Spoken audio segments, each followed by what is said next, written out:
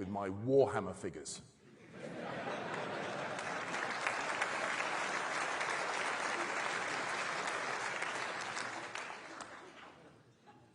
But I went into politics to get things done, not watch from the sidelines, and all the more so after the defeat that we've just had. I need to do this for the party that I love and for the country that I love. My mum came here from Sierra Leone in the 1960s. And my father grew up on a council estate in Downham in southeast London. He qualified as a surveyor and started a small business. She studied nursing and became a midwife in the NHS. And I'm gutted that she didn't live to see me elected and become an MP, or represent our country as Foreign Secretary when I visited Sierra Leone. Because some people love to talk our country down. But this country has given so much to so many people.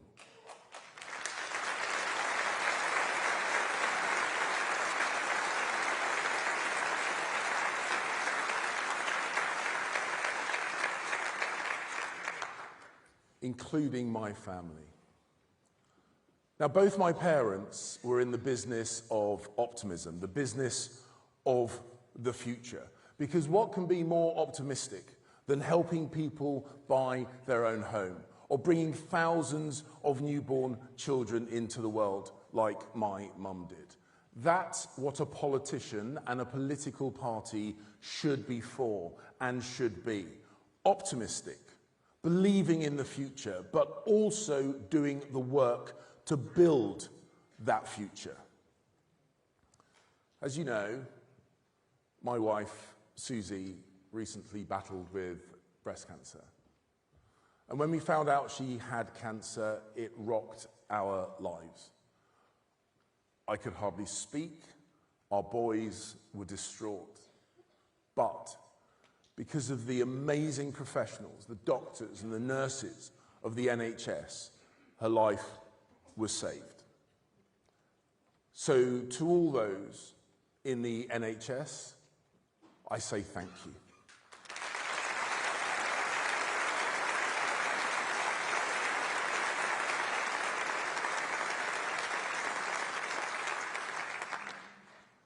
And it's because of them that she sits in this auditorium with us here today. And her courage, determination, resolve, and optimism, her belief in the future, our belief in the future, is why we are here today. And I suspect, ladies and gentlemen, it is also why you are here today. Because tomorrow can be better, and together we can make it better.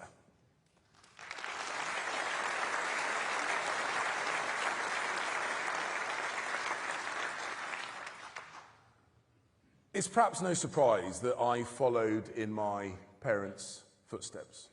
Small business and then public service. Optimistic, believing in a better future, but also doing the work, doing the hard yards. Because getting from my childhood home to this stage wasn't straightforward. I grew up a mixed-race kid in Lewisham. Now, at 19, I joined the regular army, but I got injured and I had to drop out. So I joined the reserves and served for over 30 years in the Royal Artillery, finishing as a lieutenant colonel. Now, I don't pretend to be a war hero, but I did command a battery in Bristol of 100 soldiers. And one day, I got the call. I got mobilized. I thought I was going to Basra or Baghdad, and I was sent to Luton.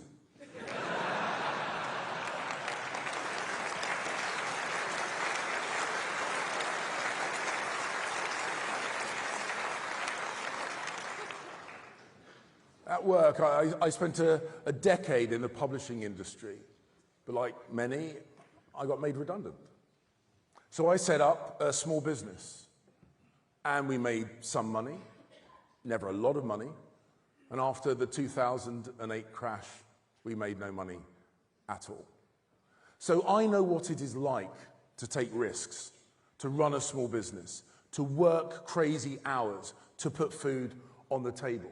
I know what it's like to stumble and to fall and to get up again and again and again. So when I talk about optimism, it's not just believing that tomorrow can be better than today. It's about doing something to make it happen.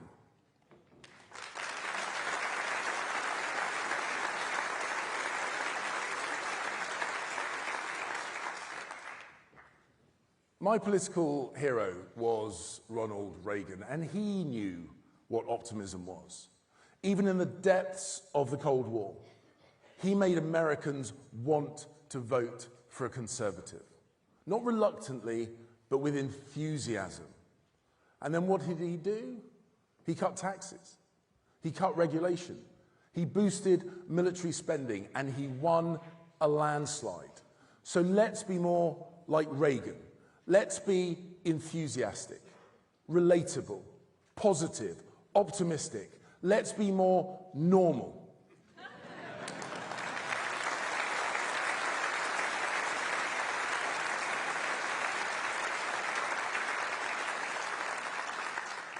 Let's sell the benefits of conservatism with a smile. Because if we do, yes.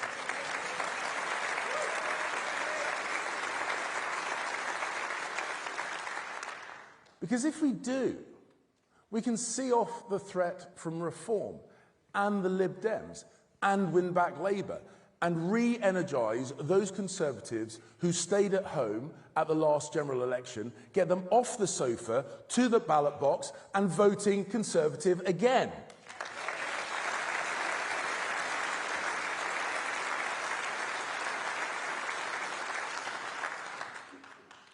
And let's make sure that they do it not holding their nose, but with a spring in their step and a smile on their face.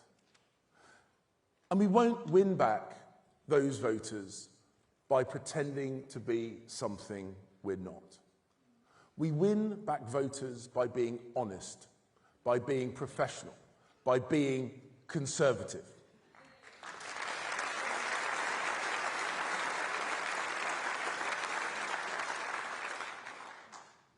And let's remind ourselves what our great party has done for this country. It was our party that took children out of factories and put them into schools, started the abolition of the slave trade, created the Metropolitan Police, and gave the United Kingdom its first, second, and third female prime ministers.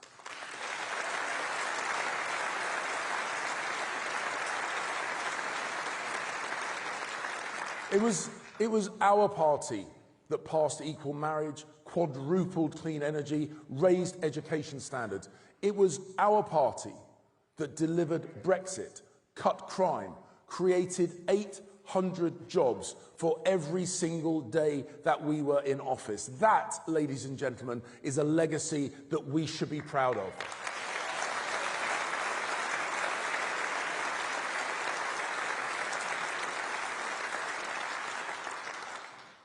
Don't let anyone trash our record. Be proud of our record.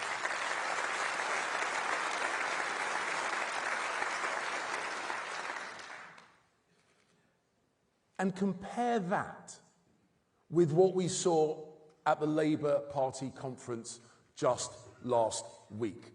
A party drunk on power who lied to the British people. Glasses for passes, favours for friends, swamped in scandal, and, even worse, inflation-busting pay rises to their union paymasters, taken straight out of the pockets of British pensioners. Our plans for defence reversed, a mass release of prisoners, and no plan for our borders. And what did Keir Starmer say just last week? He wants the state to have more control over your lives. A nanny state, closing pubs early, banning smoking outdoors, and even trying to control the price of Oasis tickets.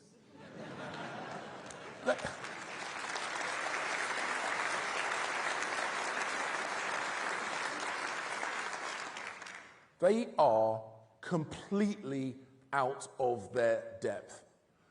And we need to be ready.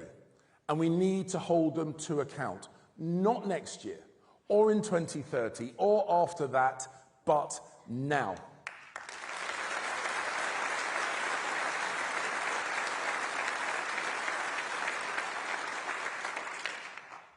And we know the Lib Dems won't do it. They're too wet. And in the case of Ed Davey, soaking wet.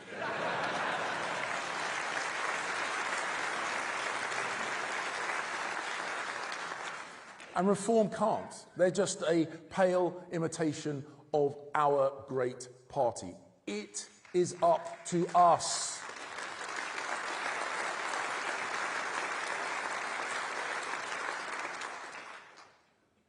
And never forget, Reform didn't deliver Brexit, we did.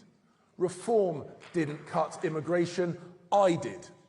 And mark my words, we will beat Reform by being the best version of ourselves, not a pale version of anyone else. So no mergers, no deals.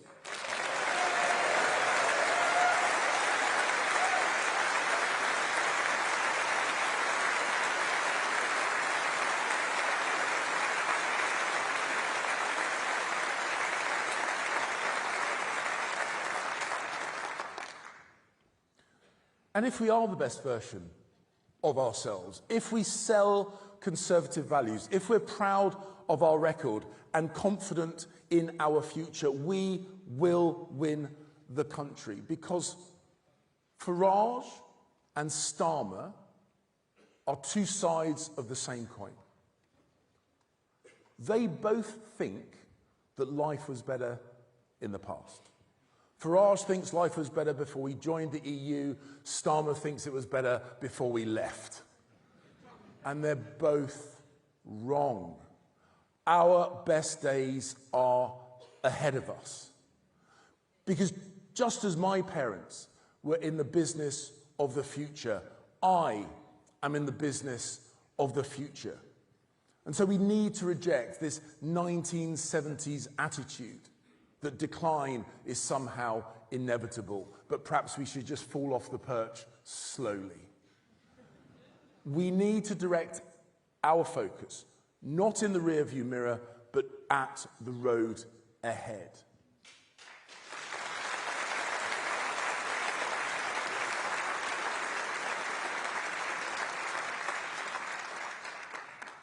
So, conference, how are we going to face the great challenges of our time? The way we always have done when we succeed, by being for stuff again. British science and engineering shaped the modern world. We are the country that gave the world the vaccine twice, the steam engine, the light bulb, the World Wide Web, the bicycle, the tank, the people who split the atom. We need more, yes, we can, both from our party and for our country. We need to build more homes so that we can build a new generation of optimism in the tradition of Macmillan and Thatcher. We need to cut the cost of childcare so people can build a family. We need to cut red tape so we can build the energy and the transport infrastructure we need, but do so more cheaply and more quickly. We need to build, and remake the argument for conservatism, for capitalism, by our actions, not just our words.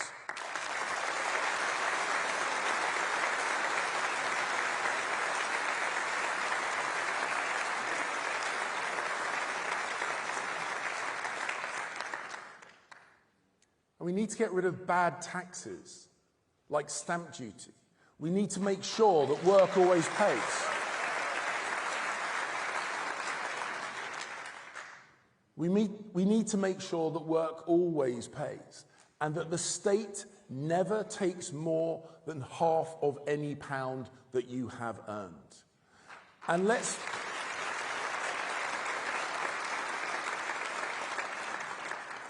let's be the party of free markets and freedom, of business and of enterprise. Let's get on their side, but out of their way. These are my values. These are consistent values, not opportunistic. A signpost, not a weather vane. It's what I have always believed in, and it's what I always will believe in. Because conference, talk is easy, doing is hard, and we need a leader who can deliver from day one. Someone who has already done the tough apprenticeship that you need to be the leader of the Conservative Party and our next Prime Minister.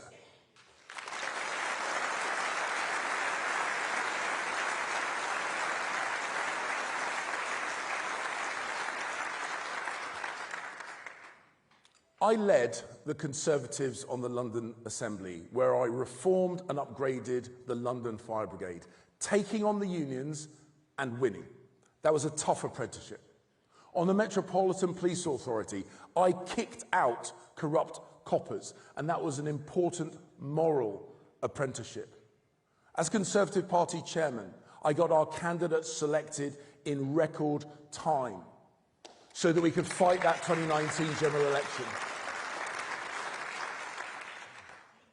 And I got our campaign machine ready to fight. And yes, we won the biggest majority since Margaret Thatcher. We got Boris elected and we got Brexit done. And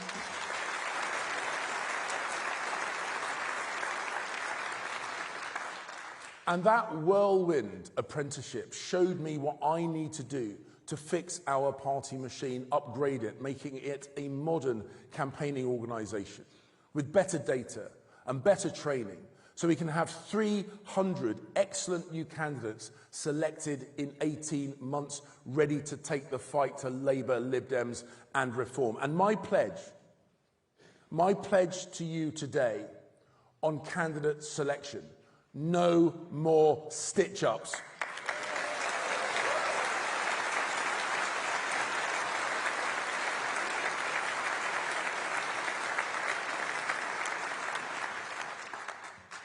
Conference, we need to choose someone to lead us who has already done their apprenticeship and get this party winning again.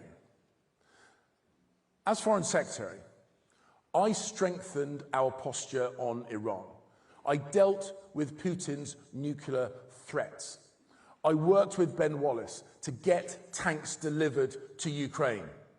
And in Beijing, I told the Chinese foreign minister to his face, do not invade Taiwan and lift the sanctions.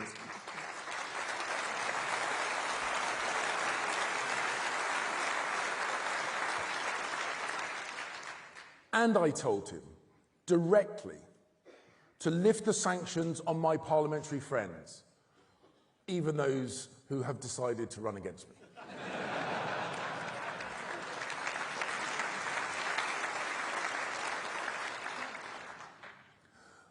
I rejected the advice of Foreign Office officials, and I was the first foreign minister to go to Israel after the 7th of October terrorist attacks.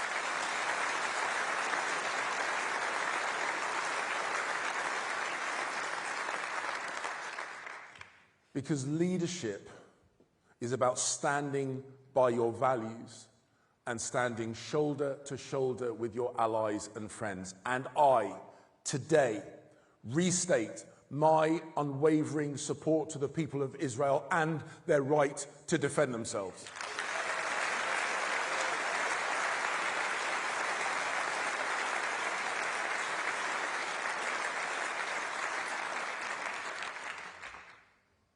I have seen firsthand how dangerous the world is. And that is why I commit to an increase in defence spending to 3% of GDP.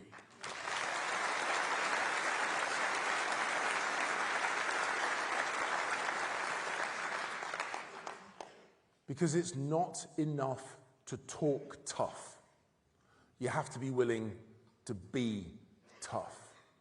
It's why, within weeks of becoming Home Secretary, I introduced immigration controls that are now cutting net migration in half. I didn't complain about immigration or walk away from the challenge. I got it down by 300,000 people a year.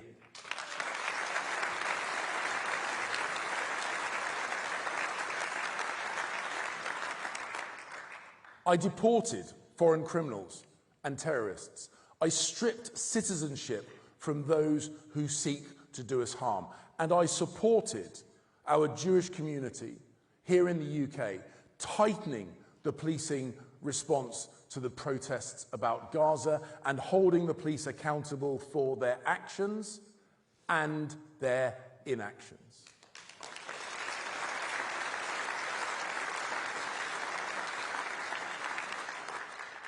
The point is, we can deliver for the British people once again with the right leader, with me as your leader.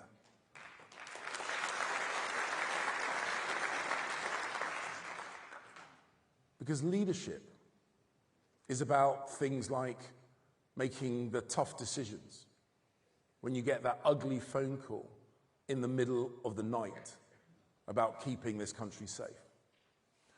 And because I've been there, because I know in detail what the government should be doing right now, I know in detail how they're failing. Now is not the time for an apprentice.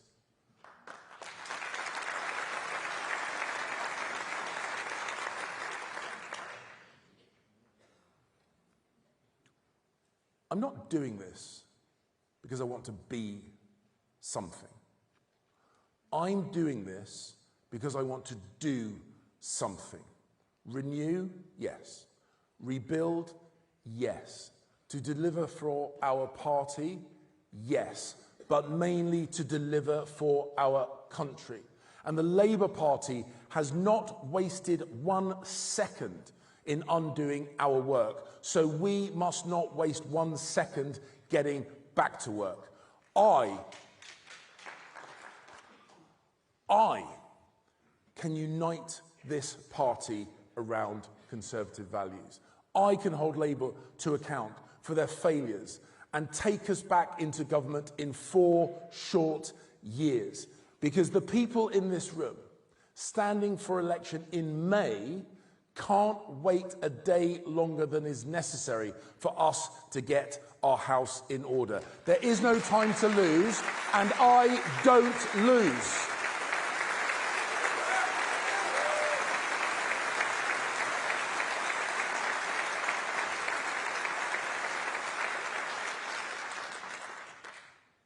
So if you want a winner, choose one.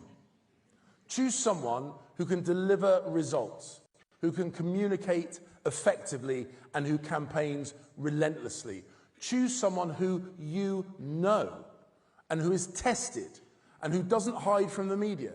Choose someone who is not afraid of the public, but is popular with the public. And choose the candidate who Starmer, Farage, and Davey fear the most. Because I will not accept the status quo.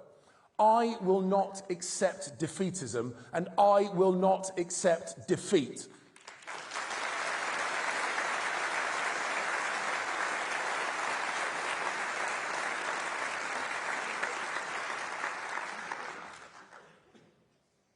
Everyone running in this leadership contest needs to ask themselves, do they want to be the leader, or do they want to lead? And I know what I want to do. I want to get the heel of the state off of your neck, get their noses out of your business, and get their hands out of your pocket.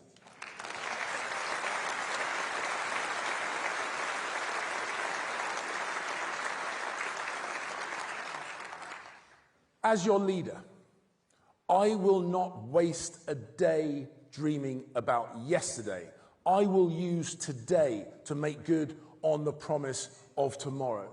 I will deliver a positive vision, a conservative vision.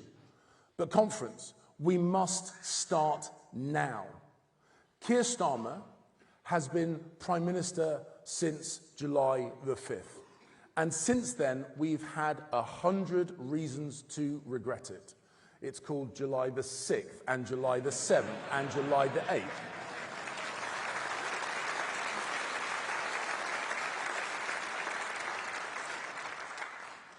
And I don't know about you, but I don't want to live under a Labour government for 1 minute more than we must.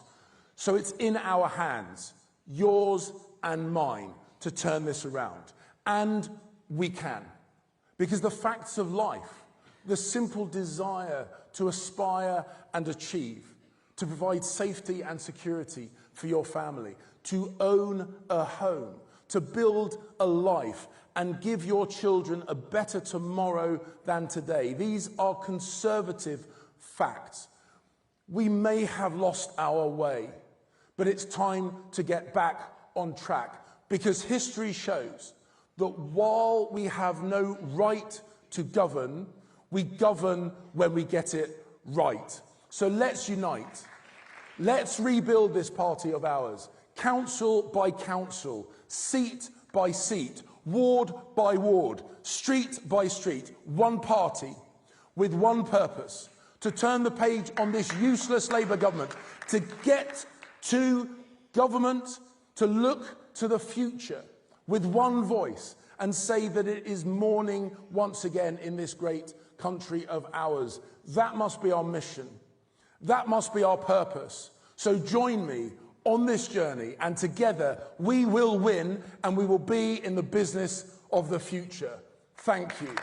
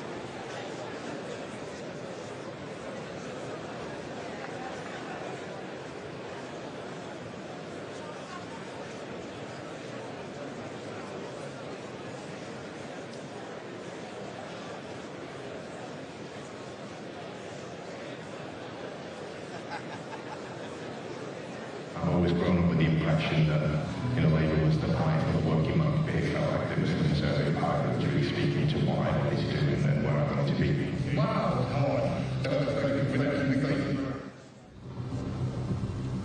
I cannot deliver difficult decisions.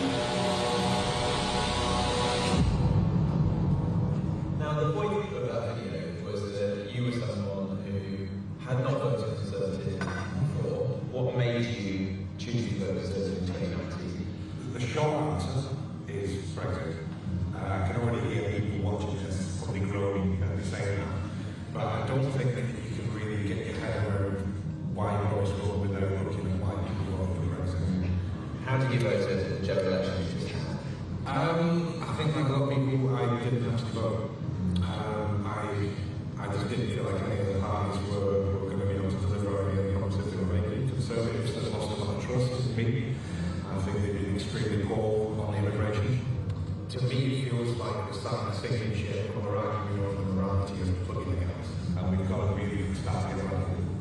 And we've got to really start getting tough on these things. Both for legal and political liberation. I think both of them need addressed. Yes.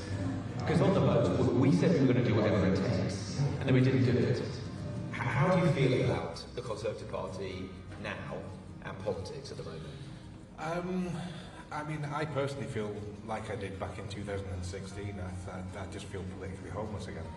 I think in order to get people like myself back, you're going to have to give them a voice again. I think that would go a long way to getting the confidence of communities like this back. It's really nice to see you. If I was leading this party, and I did the things that we talked about today, would you come back to us? I think it would. Please welcome Robert Jenrick.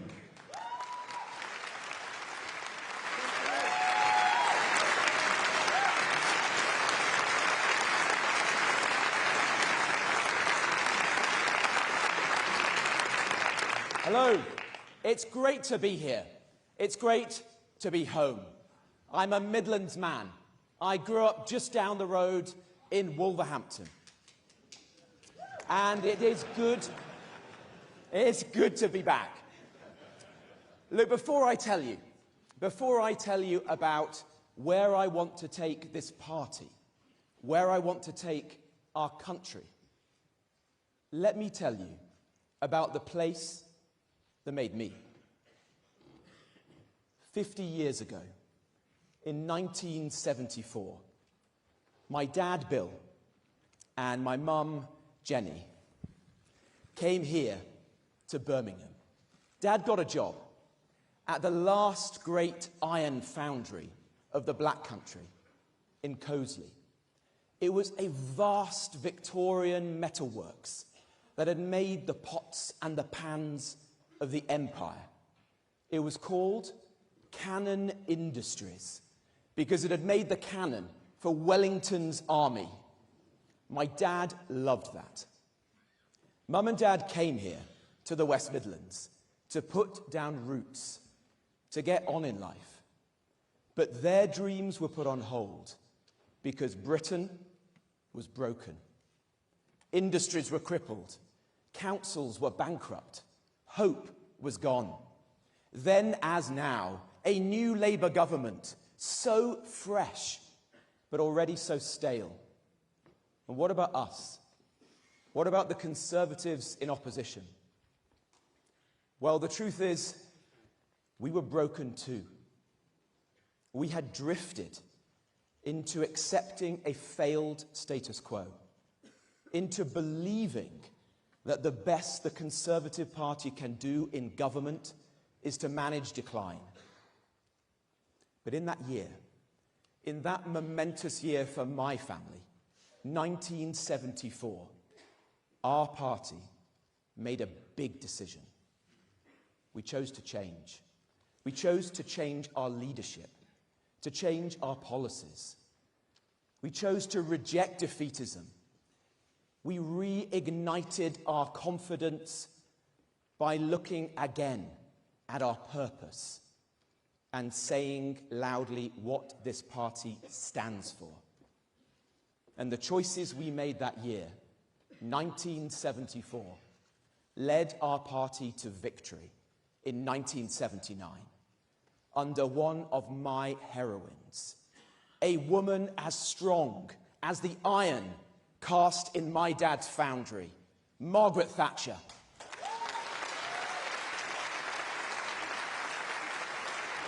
And friends, her Conservative Party reversed Britain's decline, and it did so by backing people like my mum and dad. They bought a home, they started a family, they founded a small business. They didn't need to tell me what their values were. They lived them. In the sweat and the sacrifice of building that business around their kitchen table, in the love and the security they gave to our family, in the solemn duty and respect they showed to Queen and country, decency, hard work, aspiration, patriotism, those were their values. cast in iron, built to last.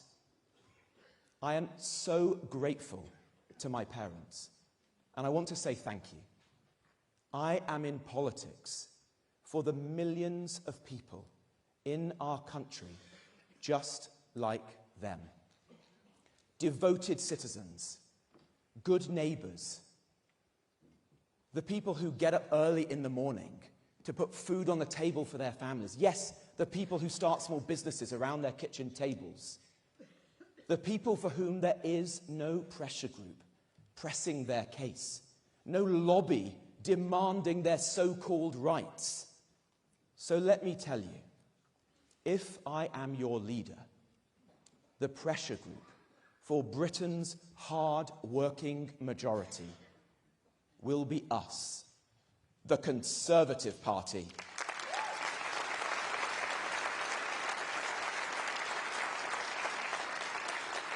That's who I am in politics for. But who is Sir Keir Starmer in politics for? Well, the last 3 months have shown us who. Convicted criminals walking free, illegal migrants given an amnesty, well-paid train drivers given yet more money. All the while, the hard-working, silent majority waiting for huge tax rises, the nation's wealth creators fleeing en masse, and millions of pensioners betrayed. Imagine, friends, imagine how cowardly you have to be to rob poor pensioners just to placate your union paymasters. In fact, that is not just cowardly, that is shameful. That is shameful. Now listen, they have had 14 years to prepare for government. Where's the vision? Where's the boldness? The country just voted for change, and all we've got is more managed decline. Sir Keir Starmer will take the knee, but he will never take a stand. He doesn't even take a stand. He doesn't even take a stand at the football anymore. He's up there. He's up there in the executive box with his mates. Look, it is painful that Starmer can't see what we see. A nation that has given more to the world than any other. A nation brimming with potential, with talent, with so much to offer. Let down only by big government and small-mindedness, by high taxes and low ambition. Starmer sees a Britain fated for decline, needing more migration, more tax, more spend, more woke. The country needs a leader. Instead, with Starmer, we've got an undertaker.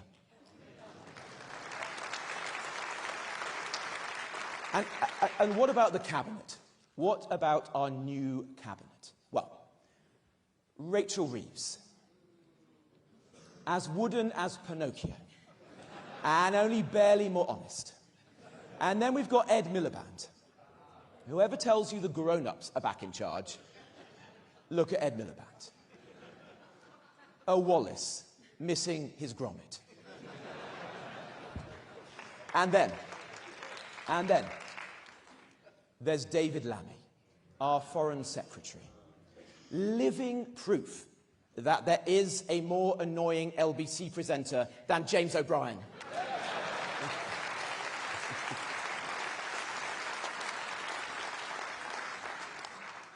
But seriously, friends, if we are going to change this party, if we are going to turn it around, we've also got to be honest about where we've got to and what we did in our 14 years in office.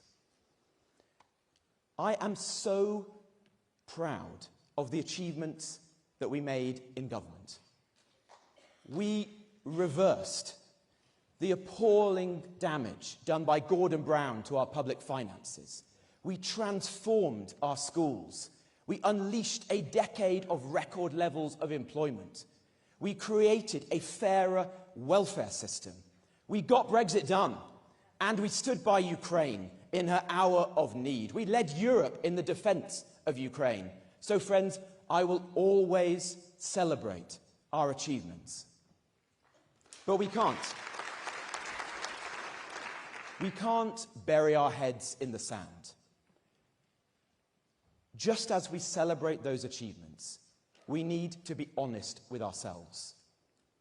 The country just doesn't trust us right now. We've just suffered our worst ever electoral defeat.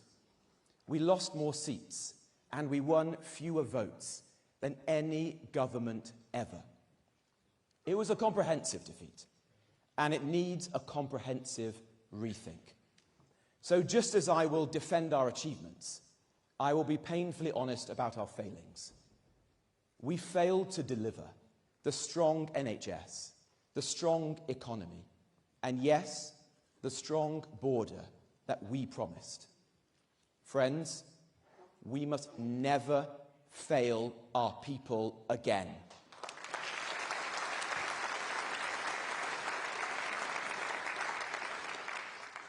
And the truth is this: if we are going to change this party, to restore the trust and the confidence of the people, if we're going to tackle together the immense challenges our country faces, we are going to have to build something new, a new Conservative Party.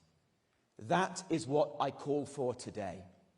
A new Conservative Party, nothing less than that, built on the rock of our proudest traditions and noblest values, but a new Conservative Party. And if I am your leader, that is what together we will build, a new Conservative Party. Now, you know that I loathe empty rhetoric, big words and little action. That is part of the reason why we are where we are. You know that I will take a stand. You saw me take a stand last year. And frankly, it is the only reason why I won my seat of Newark at the general election. Against all the polls and the pundits, the only seat that our party won in the whole of Nottinghamshire and Derbyshire. Because my constituents, to whom I owe so much, knew that I took a stand. For them, for the country, for the change we need. So, today, let me set out 5 changes that this new Conservative Party must make. 5 stands that this new Conservative Party will take. And let me begin with this one. We must take a stand to secure our borders. We must secure our borders.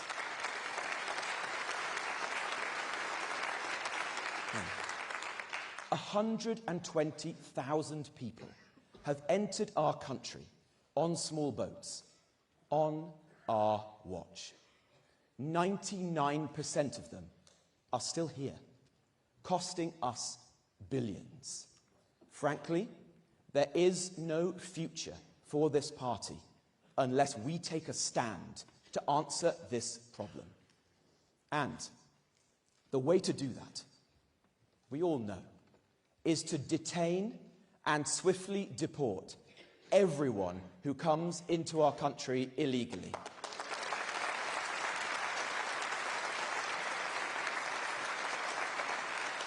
But we will never do that. We will never do that. It is impossible unless we leave the European Convention on Human Rights. And we free ourselves from Tony Blair's Human Rights Act. These institutions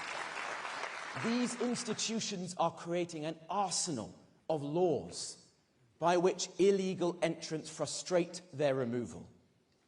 We have to change that. You can't ignore the European Court. We're a common law nation. You can't reform the European Court. It requires unanimity. 46 countries from Iceland to Andorra to Hungary. It's a fantasy. The choice before us is leave or remain. I'm for leave. I'm for the country I am for the country of Magna Carta, of the habeas corpus, of the Bill of Rights, defending our own freedoms and liberties. I am for finishing the job that we started with Brexit and restoring to our people and our Parliament its sovereignty. So under my leadership, the new Conservative Party will stand for a new Great Reform Act, one that leaves the ECHR, repeals Tony Blair's Human Rights Act, and writes a British Bill of Rights.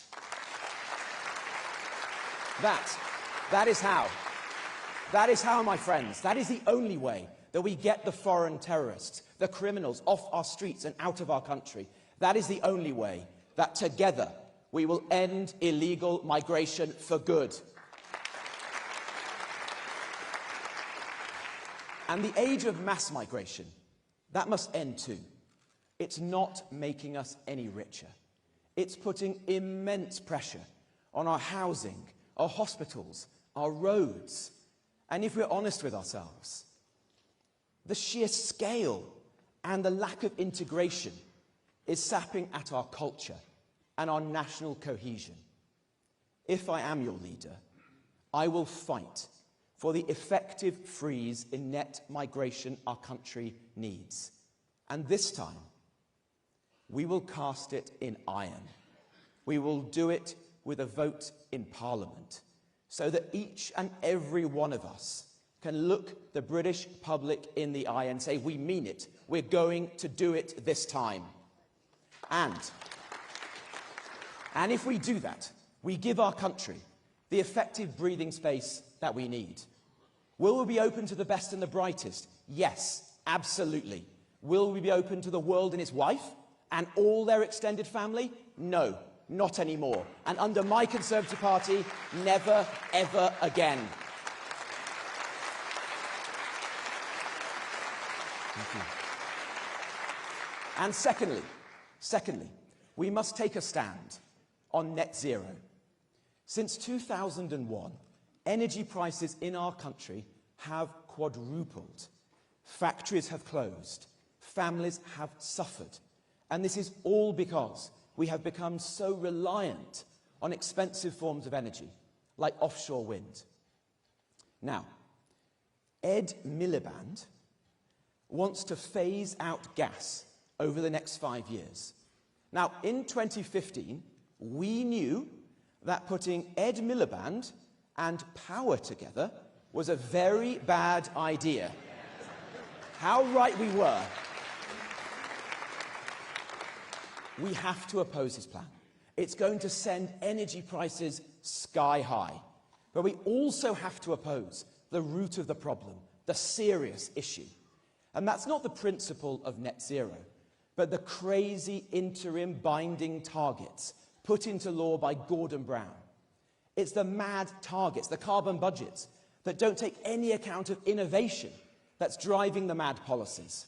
So I say that with our new Conservative Party, we will stand for cutting emissions, but we will never do it, never, on the backs of working people and by further deindustrialising our great country.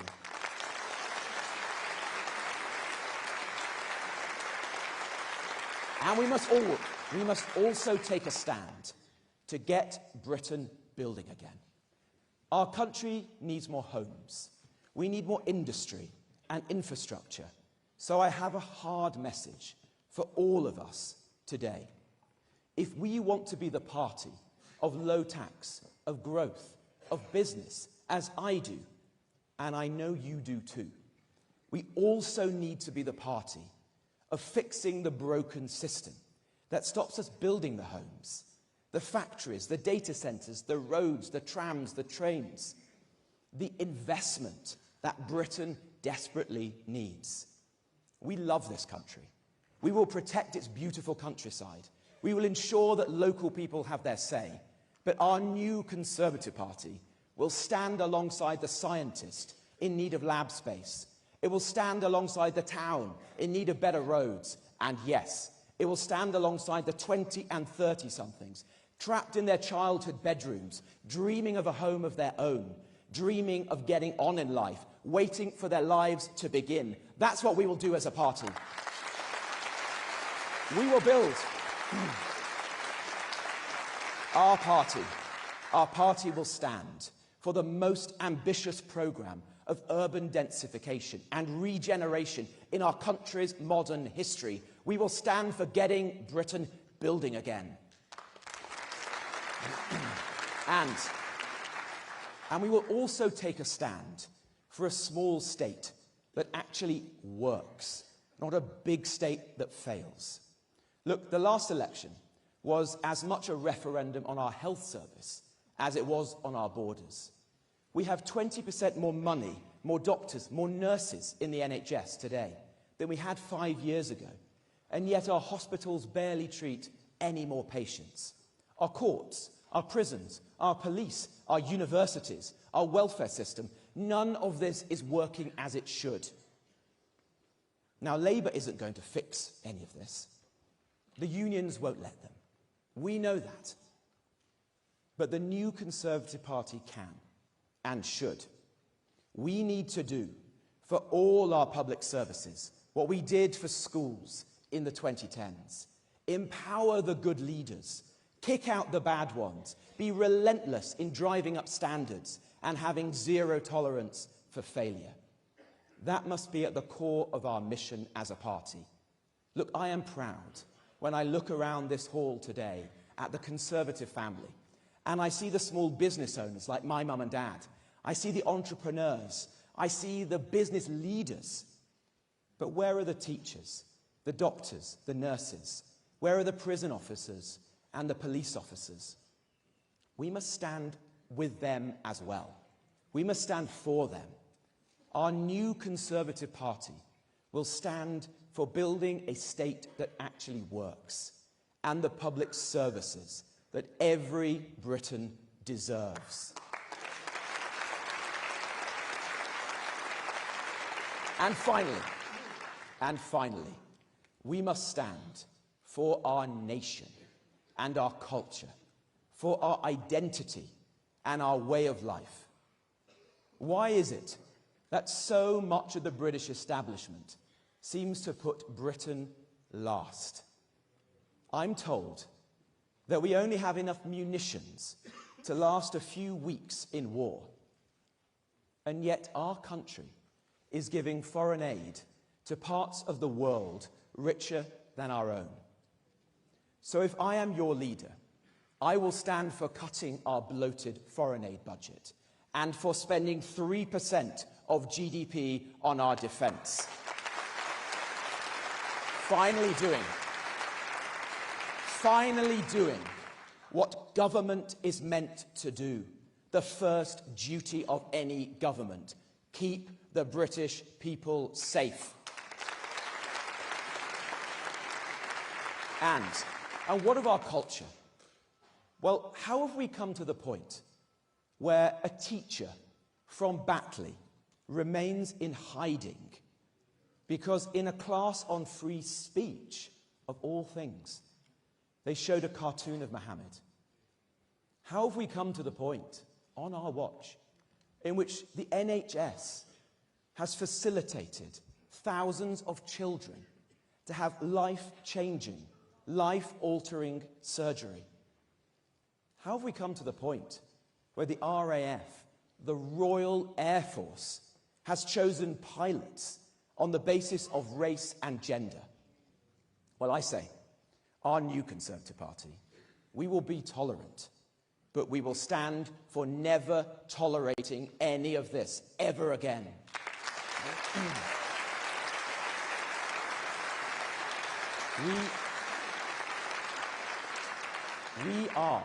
We are the lucky inheritors of unparalleled national identities: British, Welsh, Scottish, Northern Irish, English.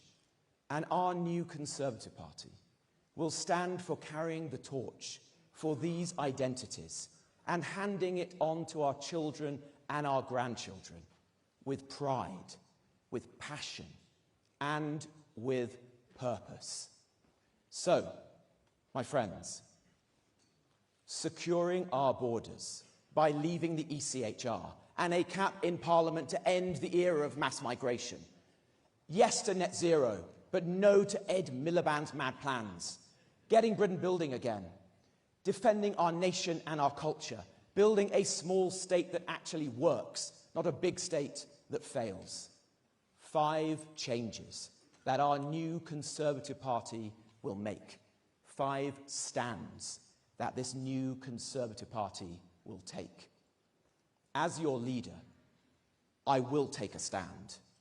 The new Conservative Party will take a stand. Stand up for what is right.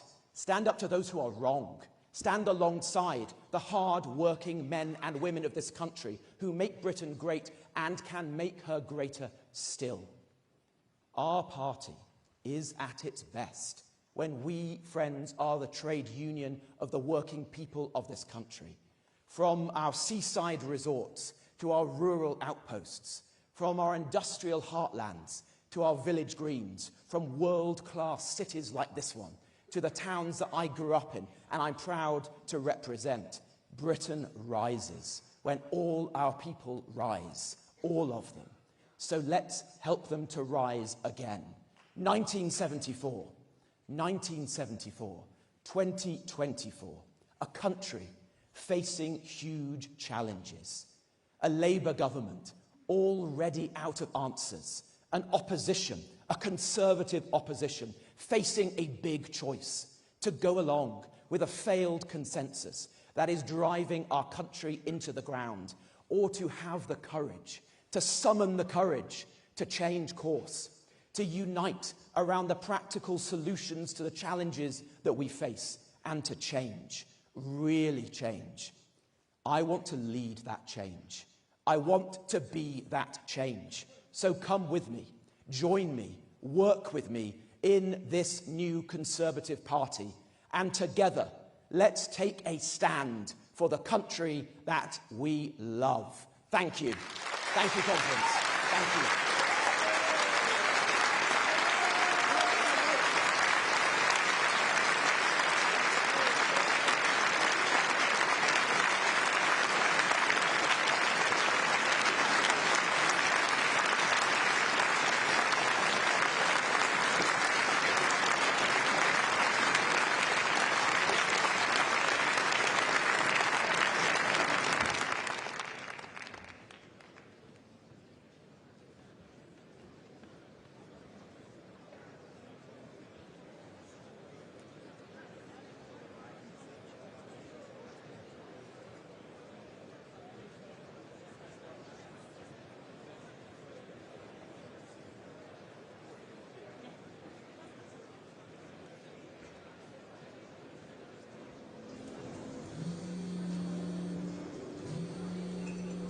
People in this room and outside feel frustrated and angry that the political class has failed to deliver on its promises. There's no trust in politicians from any party, left, right, centre. Trust and confidence in our Westminster politicians is at the lowest ebb that I can remember. Too often they're saying one thing, and then when they get elected they do a different thing. People have become increasingly cynical. There is a lack of trust in politics and in politicians because too often people hear things but don't see the results.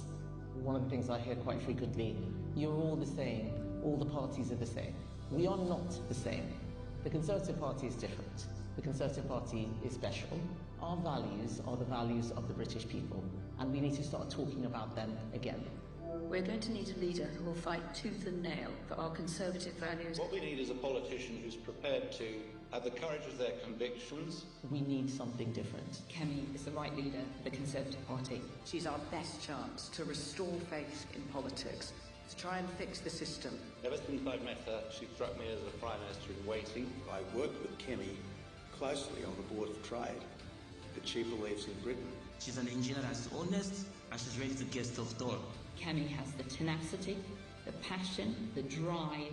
Kemi is a person to bring people together and renew not only the party but the country as a whole. She really is the one to be trusted. She's not afraid to be unpopular, but she will say the thing that needs to happen. This is a pivotal moment. The Conservative Party must transform like we've done before. This is our time. We are the future. I'm ready. I know you're ready. So let's renew. Please welcome Kemi Badenoch.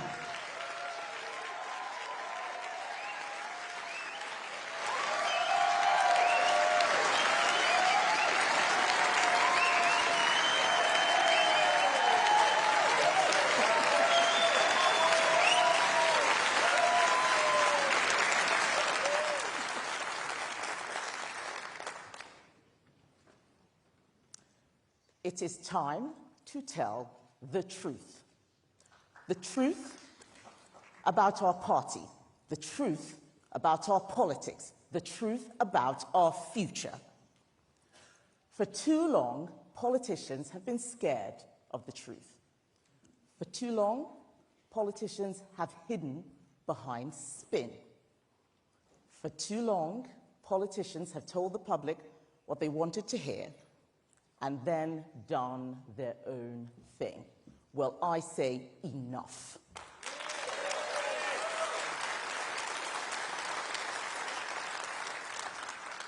It's time to remember who we are, what we stand for, and what we want our country to be. 7 years ago, I stood on this stage, so proud to be a Conservative Member of Parliament. We had just lost our majority, but our party was still in government, and that was all that mattered. But I am no longer a bright-eyed, bushy-tailed backbencher. I am a veteran of 4 government departments and a former cabinet minister. I have seen the system from the inside. Ladies and gentlemen, the system is broken.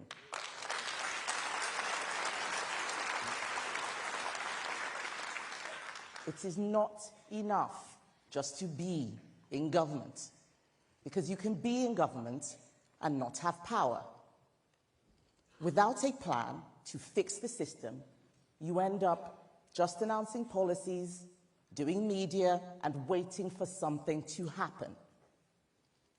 And then you run into trouble, as this Labour government are quickly finding out.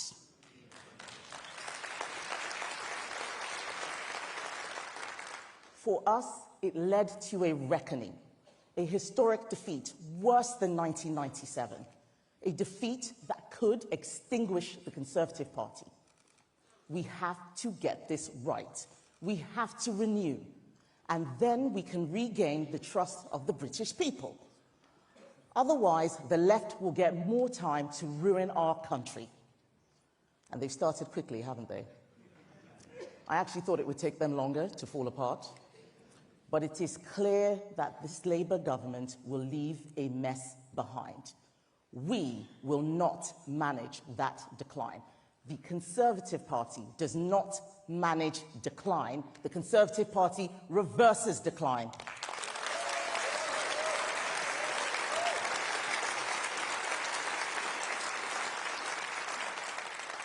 Our country needs us. We must not let it down. For this to work, we need to go back to first principles. Why are we Conservatives? So much of what made me a Conservative came from my parents. My late father was full of wisdom. He used to say, "Never take your spouse for granted." He also said, "Never run for fun because you'll get bad knees."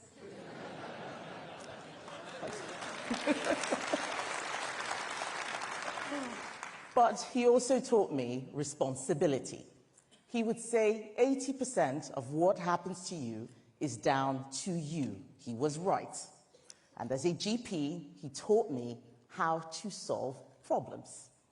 He would say, if you get the diagnosis wrong, the treatment won't work. I miss my dad. He taught me the most important lesson of all. Never be afraid to do the right thing.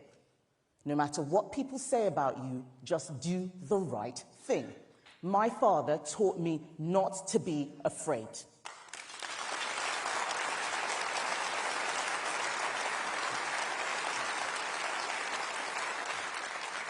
I was born here, but I grew up in a place where fear was everywhere. You cannot understand it unless you've lived it. Triple checking that all the doors and windows are locked, waking up in the night at every sound, listening as you hear your neighbors scream as they are being burgled and beaten, and wondering if your home will be next. When you've experienced that kind of fear, you're not worried about being attacked on Twitter.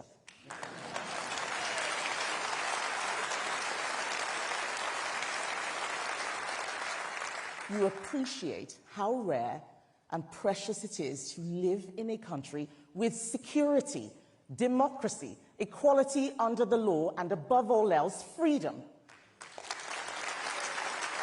Free speech, free enterprise, free markets, conservative freedoms, conservative principles.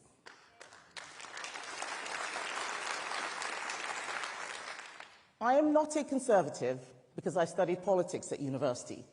I'm an engineer. I am not a conservative because my family always voted conservative.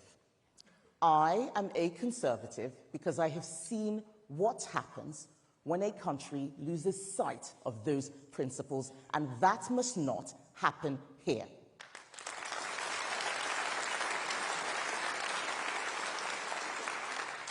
But if conservative principles are so great, why aren't we in government anymore?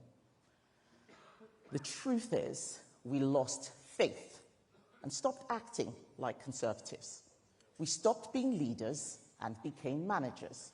We spoke right and governed left, and when we went after Labour votes, we lost our own.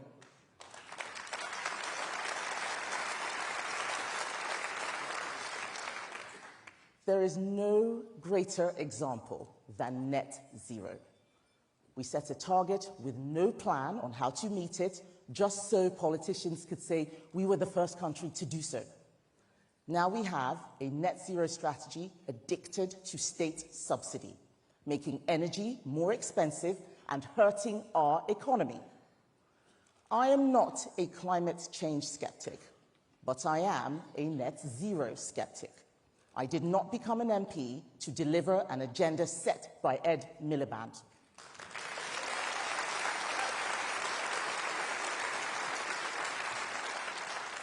Promises must come with a plan. Plans must be based on principles. That is the conservative way.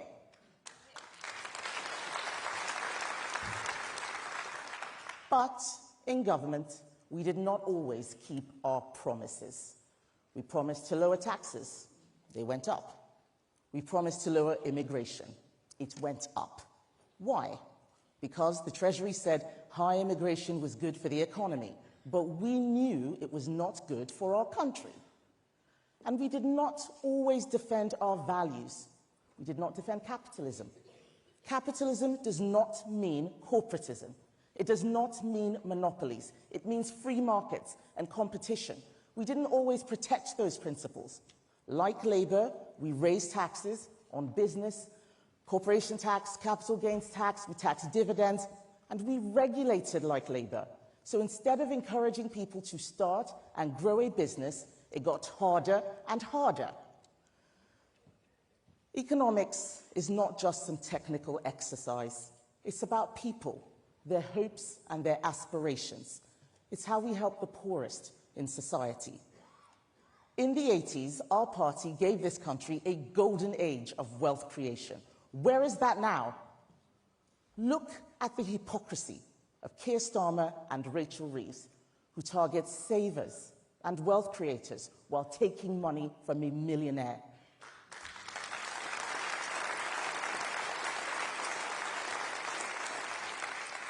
The Conservatives have to be the party of wealth creation. Wealth is not a dirty word. It supports jobs and families.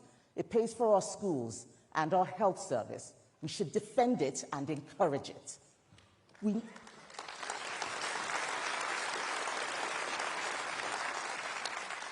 need to stop being afraid of defending our beliefs. Those beliefs are needed now more than ever.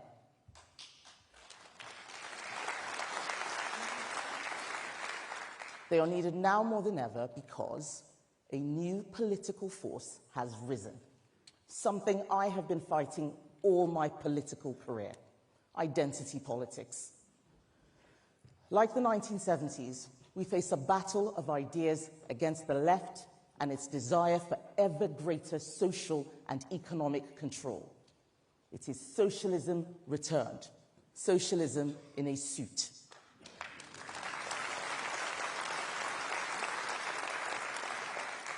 The British public knows that socialism doesn't work. They know. But if you give it a new label, you can sneak it in. You can promote class warfare under the banner of equality. You can take freedom and choice away from families by telling them that Ofsted inspection reports are unfair. If you call communism environmentalism, you can close down businesses, block the roads, and stop people going to work. This new politics has made us afraid to defend the people who need us, like young conservatives. They tell me they are afraid to share their politics with other students because they'll be attacked, that they are marked down by lecturers because of their beliefs. We have let young conservatives down. We need to defend them, champion them, and give them a party they can be proud of.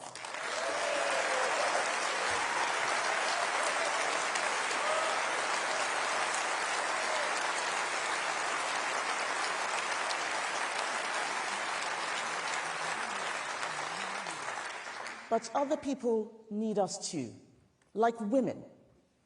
For too long, government stayed silent as women were sacked for saying that a man cannot be a woman. I fought for them while Labour called them bigots.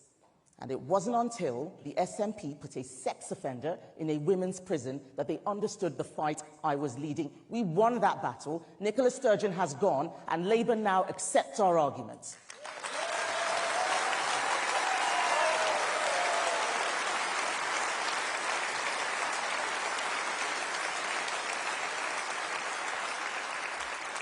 We are conservatives, elected to conserve what is great about our country. Thank you. We cannot sit by as the left denigrate our history and pull down our monuments. We must not be afraid, as we were in Batley. We must not be afraid to get involved, where a teacher was driven into hiding by Islamist thugs, or when the very worst crimes were committed, when young girls were groomed and raped for years in Rotherham and Rochdale, and nothing happened.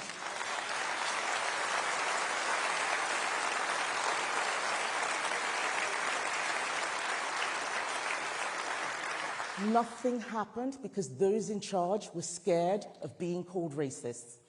And then the system hid behind the Human Rights Act and failed to deport the child abusers and allowed them to walk the streets where their victims live. Well, enough. I am not afraid.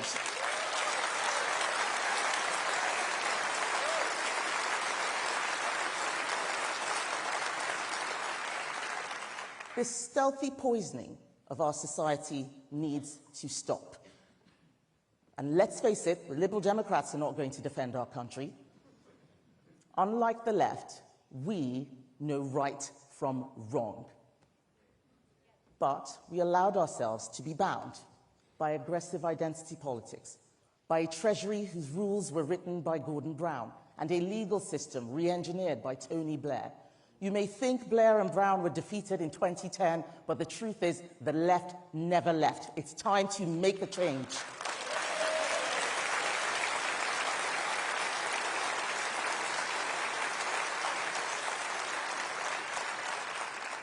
Ministers need to be able to make decisions that aren't endlessly challenged in the courts. If people don't like those decisions, there are elections. If the law says the government can't deport a foreign child abuser, then the law is an ass.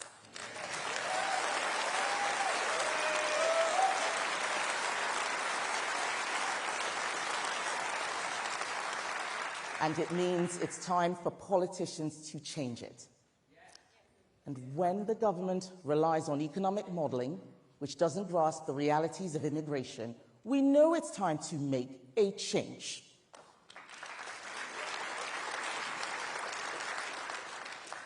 So here is what we are going to do. We are going to rewrite the rules of the game.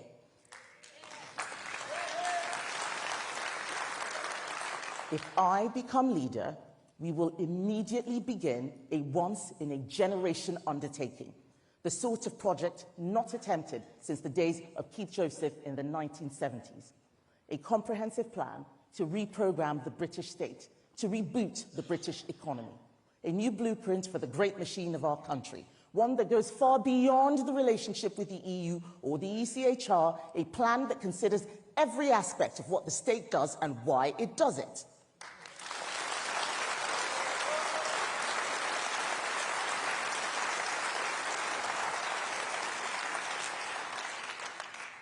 A plan built on the principles and priorities of our nation.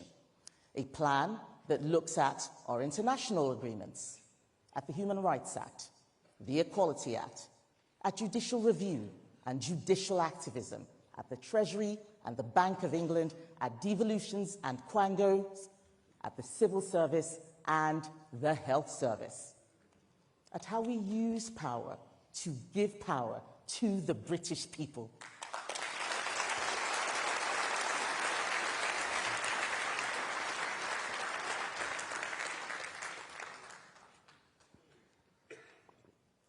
We will rewire, reboot, and reprogram.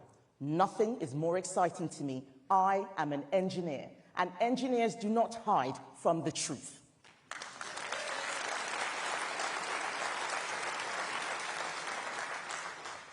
This work cannot be the work of just one woman. It has to be the work of a huge team, a team that goes way beyond Westminster. Our party is not a club or a clique. We're not just the ERG, the TRG, or One Nation. We are one Conservative party. We are a movement, a conservative movement.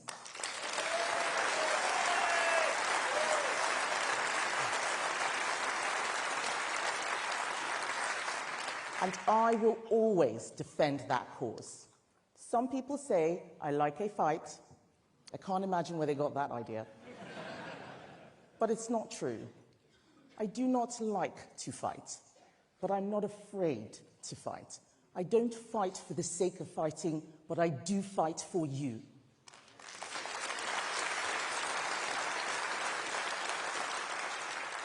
Every day of the last Parliament, I fought for Conservative values. I fought for them even when I was told it wasn't in my interest. I fought for women's rights to safe spaces and children's rights to grow up in their own time. I fought against those who seek to divide our country based on race. I fought for the future of my 3 children and for your children. I will always fight against left-wing nonsense.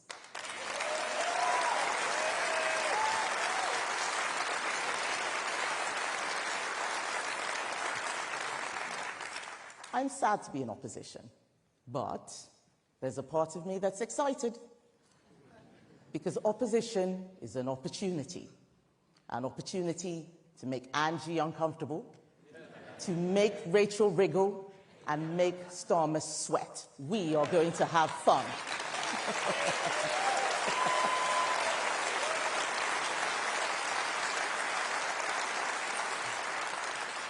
They thought that all they had to do was get us out, but they don't have a plan.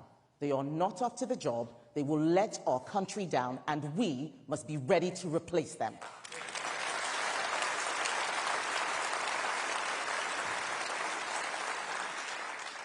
My campaign is not about me.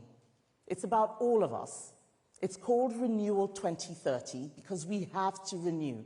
And 2030 is likely the first full year we could have in government. We have it in our power to make the 2030s a golden decade, a time of renewal and growth. Not just growth in GDP or GDP per capita, but growth that most people can feel. Growth in our party and our country, an age that will leave a meaningful legacy for the British people for decades to come.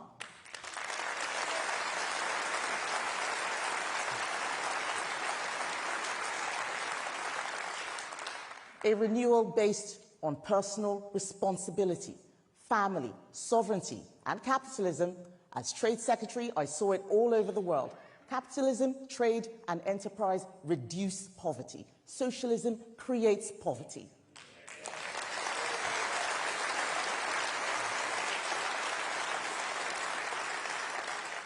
Government prides itself on growing the economy. But government does not create growth. Business creates growth. Government needs to get out of the way.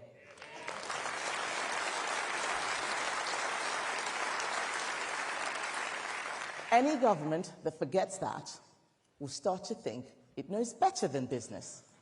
It will allow Ed Miliband to build things like a great British energy company. Well, I've had a look at it. It doesn't produce energy, it's not a company, and there's nothing great about it.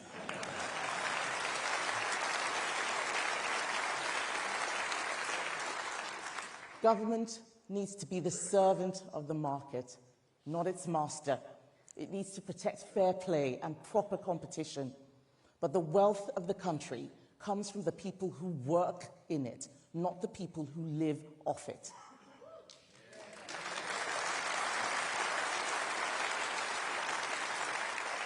It comes from the businesses built by the brilliance of those who put in the time and take the risks. We will help them to shoot for the stars.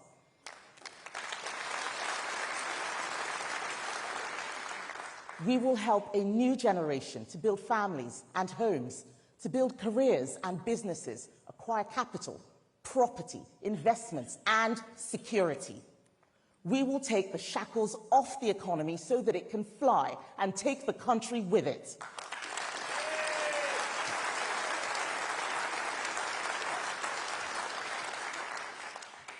After we have picked and unpicked the damage done by this Labour government, my vision for beyond 2030 is this: for Britain to be a country where people can find a shared identity, 4 nations, but one united kingdom.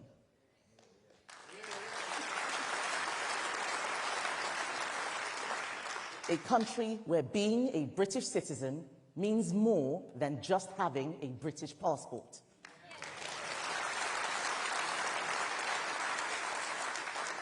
A country where people can be committed to each other, irrespective of their religion or what they look like. A Britain that is friends with its neighbours, but will always proudly protect its national interests.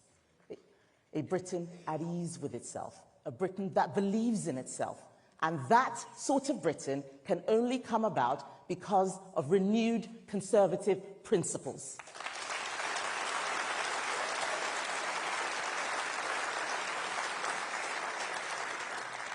And the time to start that renewal is right now.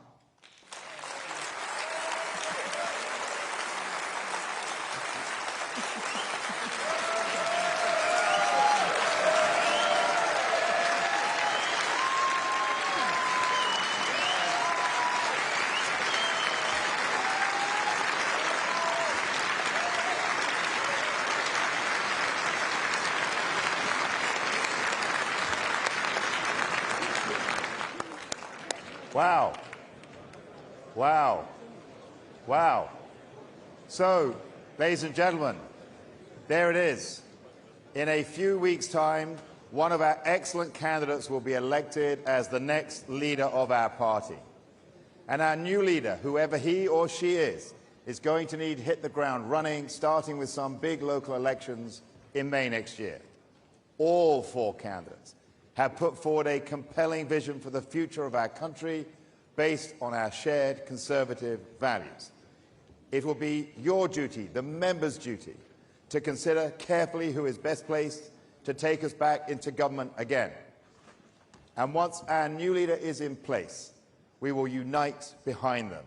We will prove once again why the Conservative Party can and should be trusted to lead our country. As we leave conference, let us commit to rebuild, renew, revitalise our party at every level together.